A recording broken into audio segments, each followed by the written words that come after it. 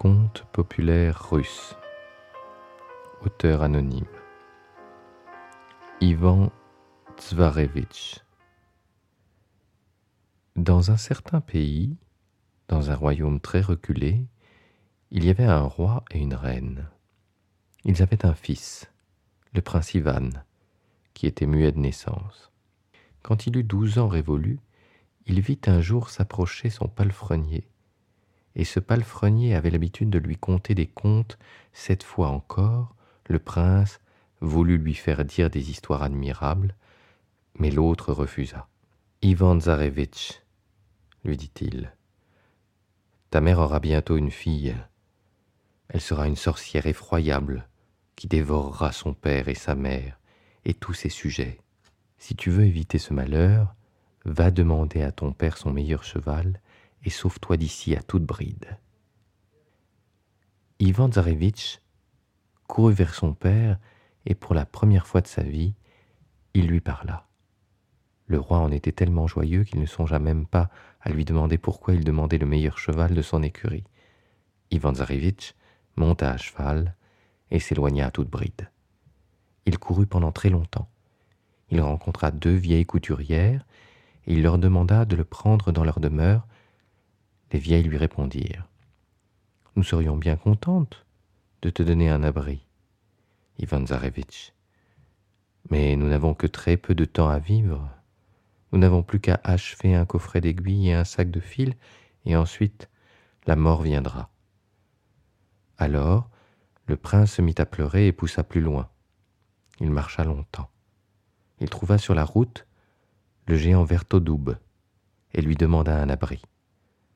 « Je serai très heureux de t'abriter, Ivan Tsarévitch, mais je n'ai que très peu de temps à vivre. Je n'ai que juste le temps de détacher ces chaînes, et aussitôt la mort surviendra. » Ivan Tsarévitch en fut affligé encore davantage. Il fondit en larmes et poussa plus loin. Il s'approcha du géant Vertogore et lui demanda un abri. Vertogore lui dit : « Je serai très heureux de t'abriter, mais malheureusement, il ne me reste plus que très peu de temps à vivre. Tu vois que je suis chargé de renverser ces montagnes, et aussitôt que je les aurai renversées, je trouverai la mort. » Ivan Tsarévitch se mit à pleurer à chaudes larmes. Il marcha pendant longtemps et trouva enfin la sœur du soleil. Elle l'abrita, pourvut à sa nourriture, le soigna comme s'il était son fils. Le prince menait donc une vie agréable, mais malgré tout, il s'ennuyait et était tourmenté par le désir de savoir ce qui se passait chez ses parents. Il avait l'habitude de monter sur une haute montagne, il jetait un coup d'œil sur son palais et voyait que tout était détruit. Seuls les murs étaient restés. Chaque fois qu'il regardait les ruines, il se mettait à pleurer. Un jour, que cette vue l'avait ainsi désolé, de retour au logis, la sœur du soleil lui demanda : « Ivan Tsarévitch, pourquoi as-tu aujourd'hui les yeux rouges de larmes ?» Il répondit : « C'est le vent qui a soufflé dans mes yeux. » Une seconde fois, la même chose arriva. Alors la sœur du soleil défendit au vent de souffler. Mais une 3e fois encore, Ivan revint les yeux rouges de larmes. Il ne restait qu'à faire des aveux complets, et il pria la sœur du soleil de le laisser partir pour aller revoir les lieux chers à son enfance.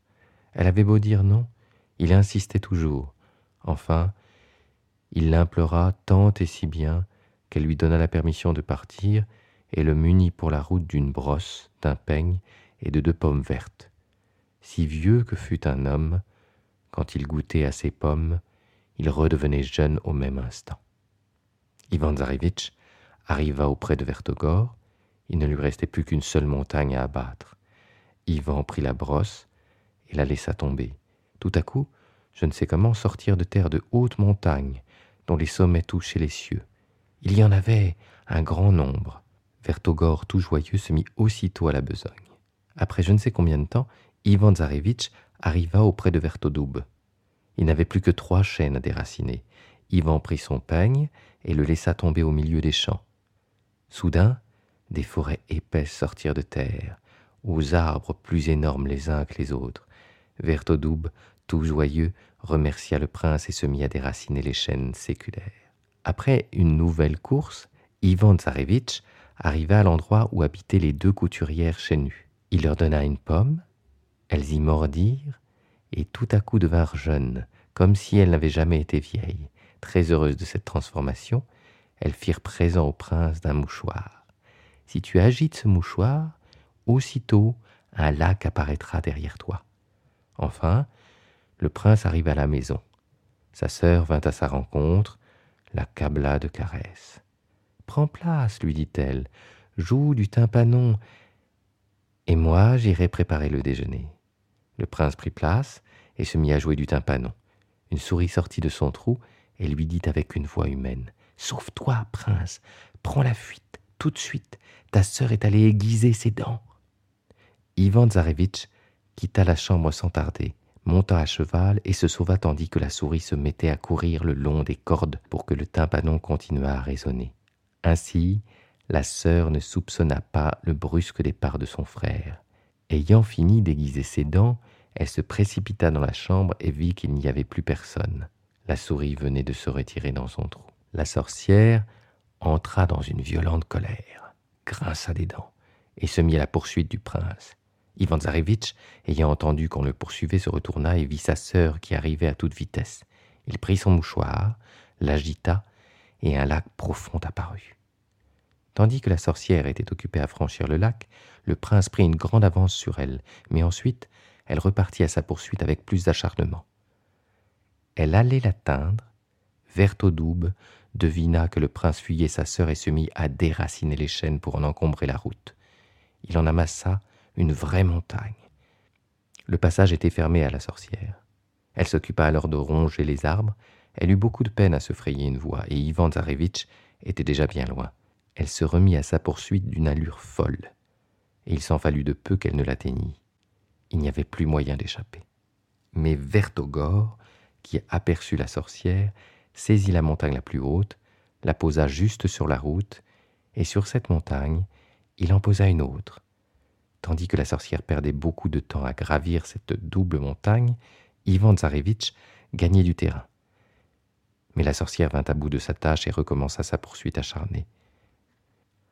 Ayant aperçu le prince de loin, elle lui cria: « Ah, cette fois tu ne m'échapperas plus. » Mais juste au moment où il allait être rejoint par elle, il arriva devant le palais de la sœur du soleil. Il poussa un cri: « Soleil, soleil, ouvre-moi la fenêtre !» La sœur du soleil ouvrit la fenêtre, et le prince sauta à cheval dans le palais. La sorcière réclama son frère pour le mettre à mort. « Qu'Ivan Tsarévitch vienne se placer sur la balance avec moi pour voir qui sera le plus lourd. Si c'est moi, je le dévorerai. Si c'est lui, qu'il me tue. » On se mit à l'œuvre. Ivan prit place d'abord sur la balance, puis la sorcière.